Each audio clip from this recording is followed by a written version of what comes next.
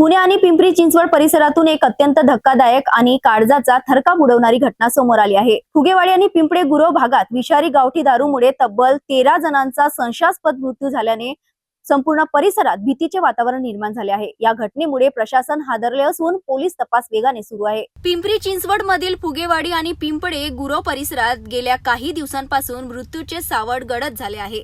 मंगळवारी रात्रीपासून सुरू झालेल्या या दुर्दैवी घटनांमध्ये काही तासांतच अनेक जणांचा मृत्यू झाला, तर 2 जणांची प्रकृती गंभीर असल्याची माहिती आहे।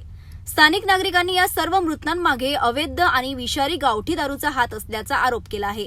परिसरातील आनंदवन, काठेवस्ती, संजयनगर, आझाद चौक आणि जय महाराष्ट्र चौक या भागात शोककळा पसरली असून नागरिकांमध्ये भीतीचे वातावरण आहे। या घटनेत 2 सगळ्या भावांचा मृत्यू झाल्याने राठोड कुटुंबावर दुःखाचा डोंगर कोसळला आहे।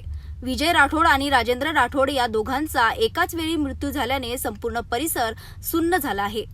या प्रकरणाची गंभीर दखल घेत पोलिसांनी तपास सुरू केला असून काही जणांना अटक करण्यात आली आहे। राज्य सरकारकडून देखील या प्रकरणाचा सखोल तपास करण्याचे आदेश देण्यात आले आहेत। मुख्यमंत्री देवेंद्र फडणवीस यांनी ही घटना अत्यंत दुर्दैवी असल्याचे सांगता यामागील संपूर्ण साखळी उद्ध्वस्त केली जाईल असे स्पष्ट केले। ज्या ठिकाणी हे सगळं तयार झालेलं आहे त्याच्या पाठीमागे कोण कोण आहे हे देखील पोलीस शोधून काढतात।